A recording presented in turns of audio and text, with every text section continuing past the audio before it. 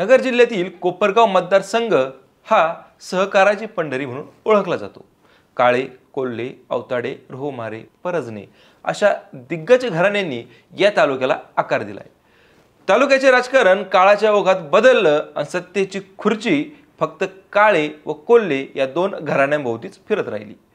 कोपरगाव तालुक्यात गेल्या 40 वर्षात या दोघांनीही तिसऱ्या घराण्याला पुढे येऊ दिलं नाही।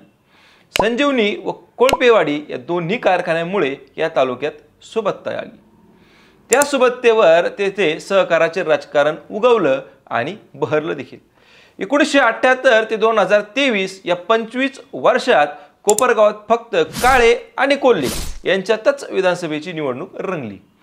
या काळात तालुक्यात झालेल्या 9 विधानसभा निवडणुकांमध्ये कोल्हे 6 वेळा तर कोल्हेंनी 3 वेळा आमदारकी मिळवली। सध्या येथील राजकारणात काळे व कोल्हे घराण्यांची तिसरी पिढी सक्रिय आहे। विद्यमान आमदार आशुतोष काळे व युवा नेते विवेक कोल्हे हे या दोन घराण्याच्या तिसऱ्या पिढीचे शिलेदार। जुन्या नव्यांचा मेळ घालून हे दोन्ही नेते आपलं राजकारण करतात। विवेक कोल्हे लोकप्रियतेच्या जोरावर तर आशुतोष काळे विकास कामांच्या बळावर यावेळी रिंगणात उतरणार आहेत। गेल्या वेळी कोल्हेंच्या दुसऱ्या पिढीत तर काळेंच्या तिसऱ्या पिढीत विधानसभेची निवडणूक झाली। त्यात आशुतोष काळे यांनी त्यावेळच्या विद्यमान आमदार स्नेहलता कोल्हेंचा पराभव केला होता। आता हाच बदला चुकता करण्यासाठी यावेळी स्नेहलता कोल्हे यांच्याऐवजी त्यांचे पुत्र विवेक कोल्हे मैदानात उतरणार असल्याच्या चर्चा आहेत। यंदा या मतदारसंघात काळे कोल्हेंच्या तिसऱ्या पिढीत सामना रंगणार आहे।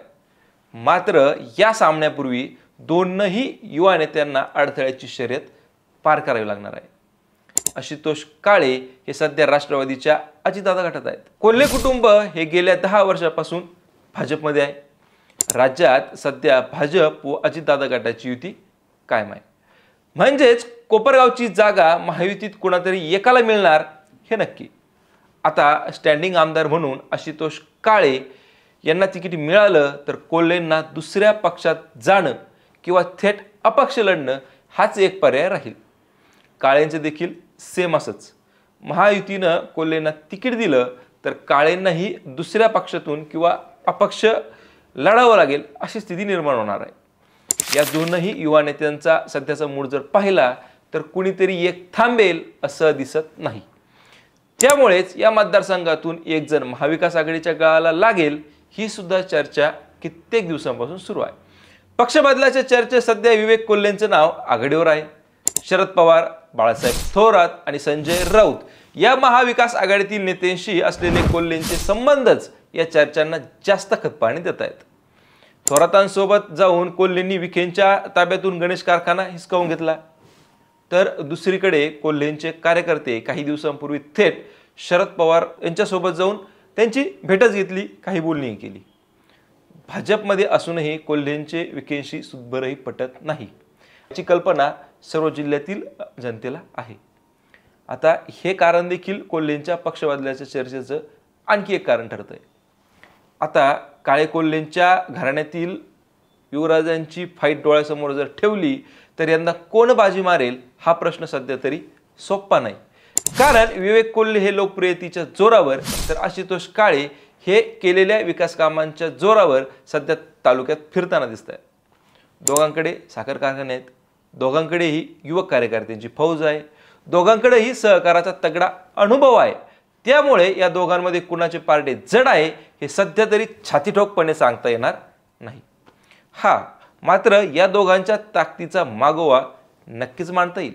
गेल्या वेळी आशुतोष काळे यांनी फक्त 845 मतांनी स्नेहलता कोल्हेंचा पराभव केला होता।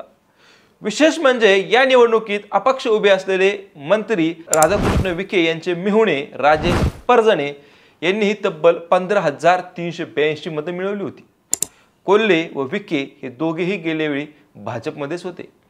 त्यामुळे विखेंनी परजनेंना समजावलं असतं तर आपला पराभव झाला नसता असा सूर कोल्हेंच्या समर्थकांनी लावला आणि कोल्हे विखेंचं वैर वाढत गेलं। ते वैर आजही कायम आहे। कोल्हेंनी विखेंचा बदला घेण्यासाठी काही दिवसांपूर्वी गणेश कारखाना व त्यानंतर विखेंच्या कार्यक्षेत्रातील 3 ग्रामपंचायतीत लक्ष घालून त्यात विखेंचा पराभव केला। आता या दोन कुटुंबातील वाद वाढतच चाललाय. विवेक कोल्हे हे राहत्यात लक्ष घालू लागलेत. थोरात, लंके, पवार असे विखे विरोधक आता कोल्हेंच्या मध्यस्थीने वरचेवर राहता तालुक्यात दिसू लागलेत. यंदाच्या निवडणुकीत विखेंना पराभूत करण्यासाठी कोल्हे राहत्यात, तर कोल्हेंना पराभूत करण्यासाठी विखे कोपरगावात नक्कीच लक्ष घालतील अशी शक्यता आहे.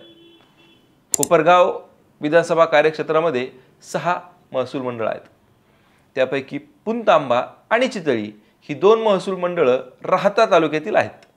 विशेष म्हणजे त्यातील पुणतांबा, वाकडी, चितळी, ब्राह्मणगाव ही गावे लोकसंख्येच्या बाबतीत सर्वात मोठी आहेत. गणेश कारखाना कार्यक्षेत्रातील काही गावेही याच मतदारसंघात येतात.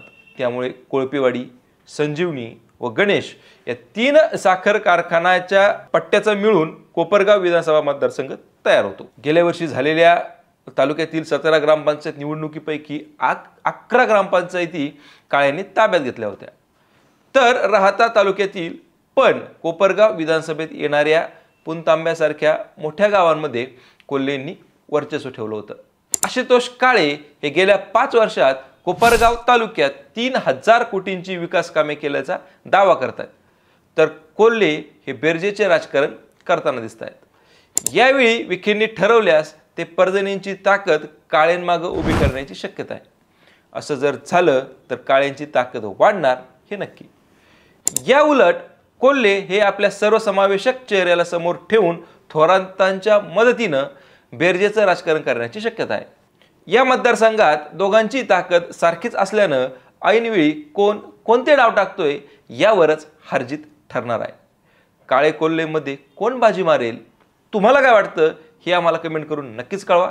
शिवाय तुम्हाला राजकारणाचे असेच व्हिडिओ पाहायला आवडत असतील तर आजच आमचं अहमदनगर लाईव्ह 24 हे चॅनेल सबस्क्राईब करा. पुन्हा भेटूयात नवीन विषयावर. तोपर्यंत धन्यवाद.